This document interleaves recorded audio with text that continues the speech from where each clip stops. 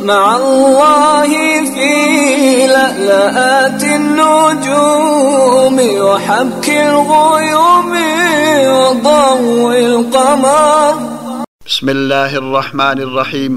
الحمد لله وكفى والصلاة والسلام على سيد الرسل وخاتم الأنبياء وعلى آله وأصحابه الأتقياء.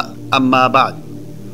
سامعین محترم، ماہ سیام جو برکتوں اور رحمتوں کا مہینہ ہے ہم پر سایہ فگن ہے۔ یہ حسنات کو سمیٹنے اور سیئات سے نجات حاصل کرنے کا مہینہ ہے۔ اس کا ایک ایک لمحہ نہایت قیمتی ہے۔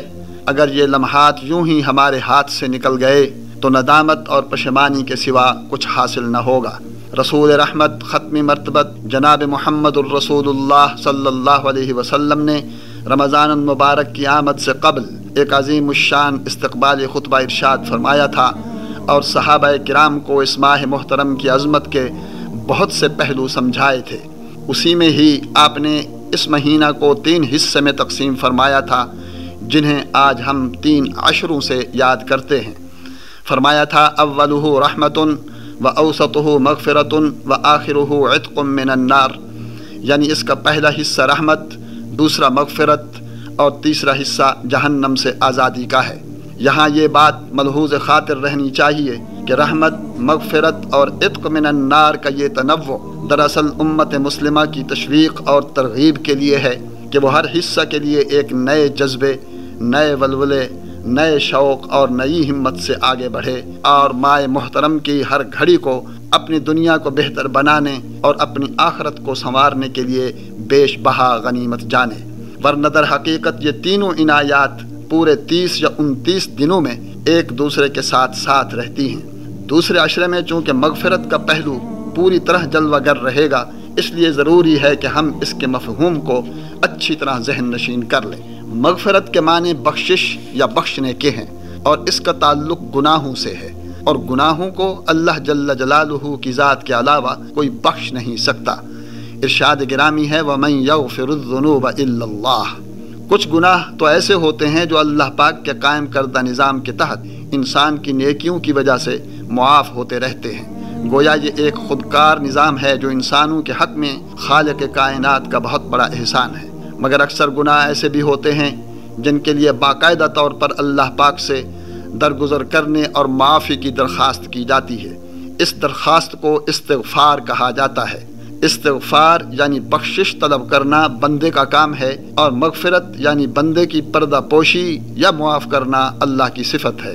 رسول اللہ صلی اللہ علیہ وسلم نے اپنے امتی کو اس عشرہ میں اللہ پاک کی طرف سے مغفرت کے پیغام کو اس طرح پہنچایا ہے کہ وہ پوری طرح مستعد ہو کر اپنے گناہوں سے استغفار کرے، اس لیے کہ اس کی صفت غفار اور غفور ہے، اور یہ دونوں مبالغے کے صیغے ہیں۔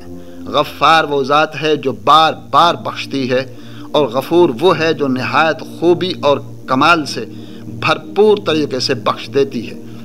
امام بخاری رحمۃ اللہ علیہ نے حضرت ابو ہریرہ رضی اللہ عنہ کے حوالے سے یہ ارشاد نبوی نقل کیا ہے کہ ہر رات کو اللہ رب العزت آسمان دنیا پر نزول اجلال فرماتا ہے، اور دیگر اعلانات کے ساتھ یہ اعلان بھی فرماتا ہے کہ وَمَن يَسْتَغْفِرُنِي فَأَغْفِرَ لَهُ، کوئی ہے جو مجھ سے اپنے گناہوں کی بخشش مانگے اور میں اس کے گناہ بخش دوں۔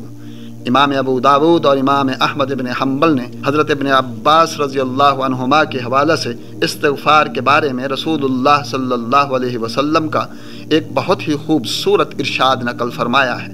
آپ نے فرمایا جو شخص مسلسل استغفار کرتا رہتا ہے اللہ تعالیٰ اسے 3 انعامات سے نوازتا ہے۔ ایک یہ کہ ہر تنگی اور مشکل سے نکلنے کی راہ پیدا کر دیتا ہے، دوسرے یہ کہ ہر غم اور فکر سے اسے نجات عطا فرما دیتا ہے، اور تیسرے یہ کہ اسے وہاں سے رزق مہیا فرماتا ہے جہاں اس کا گمان ہی نہیں ہوتا۔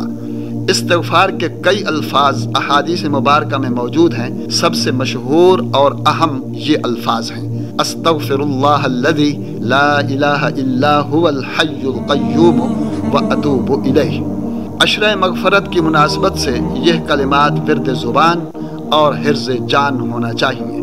ایک حدیث قدسی میں جسے امام ترمذی نے اپنی سنن میں نقل کیا ہے، مغفرت اور بخشش کی جلوہ گری کو یوں بیان فرمایا گیا ہے اے آدم کے بیٹے، جب تک تو مجھ سے دعا مانگتا رہے گا اور مجھ سے امید رکھتا رہے گا، میں تیرے سارے گناہ معاف کر دوں گا اور مجھے کوئی پرواہ نہیں۔ اے آدم کے بیٹے، اگر تیرے گناہ آسمان کی بلندیوں کو چھو جائیں، پھر تو مجھ سے بخشش طلب کرے تو میں بخش دوں گا اور مجھے کوئی پرواہ نہیں۔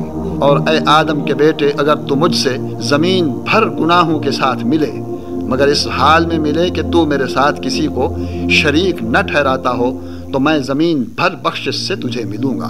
سبحان اللہ، کیا داد و دہش ہے اور کتنا ایمان افروز، روح پرور اور امید افزا ہے یہ اعلان رب ذوالجلال۔ اس اعلان کو سن کر بھی اگر مسلمان کا دل نہ پگھلے اور اس کی زبان استغفار سے آشنا نہ ہو تو اسے قساوت قلبی کے علاوہ اور کون سا نام دیا جا سکتا ہے؟ سامعین باتمکین، ہمارے لیے سوچنے کا نقطہ یہ بھی ہے کہ ہمارے پیغمبر حضرت محمد صلی اللہ علیہ وآلہ وسلم روزانہ 100 مرتبہ استغفار فرمایا کرتے تھے، حالانکہ آپ گناہوں سے معصوم تھے۔ دراصل یہ صرف میری اور آپ کی تعلیم کے لیے تھا کہ اپنی جان کو گناہوں کے بوجھ سے بوجھل مت کرو، استغفار کے ذریعے اپنے آپ کو ہلکا کرو اور یوں اللہ کی خوشنودی حاصل کرو۔ استغفار کے ساتھ توبہ کا عمل بھی اشد ضروری ہے۔ قرآن و حدیث کے مطالعہ سے یہ حقیقت پوری طرح کھل کر سامنے آتی ہے کہ استغفار اور توبہ کا عمل بشرطے کہ پورے خلوص سے ہو، اللہ کے غیبی نظام کو حرکت ملا کر انسان کے دکھوں کا ازالہ کرتا ہے۔ گو کہ یہ عمل زمین پر ہو رہا ہوتا ہے مگر اس کی رسائی آسمان کی بلندیوں تک ہوتی ہے۔ انبیاء علیہم السلام نے پوری قوت سے اپنی اپنی امتوں سے توبہ اور استغفار کا مطالبہ کیا، اور تاریخ شاہد ہے کہ اس عمل سے بڑی بڑی مصیبتیں ٹل گئیں۔ ارشاد گرامی ہے، ظہر الفساد فی البر والبحر بما کسبت ایدی الناس۔ یہ تشخیص خود رب ارض و سما کی ہے اور یہ تجویز بھی اسی کی ہے کہ استغفروا ربکم انہ کان غفارا یرسل السماء علیکم مدرارا ویمددکم باموال وبنین ویجعل لکم جنات ویجعل لکم انہارا۔ اس لیے پورے درد دل سے میں اپنے آپ سے اور اپنے سامعین سے یہ کہوں گا کہ آج ہمیں ظاہری اسباب کے ساتھ ساتھ انفرادی اور اجتماعی سطح پر استغفار اور توبہ کی اشد ضرورت ہے۔ یقین کیجئے کہ یہی اور صرف یہی ہمارے دکھوں کا مداوا ہے۔ اللہ تعالی ہم سب کو اپنی حفظ و امان میں رکھے اور صدق دل سے توبہ و استغفار کی توفیق عطا فرمائے کہ یہ عشرہ مغفرت کی خصوصی سوغات ہے۔ آمین وآخر دعوانا ان الحمدللہ رب العالمین۔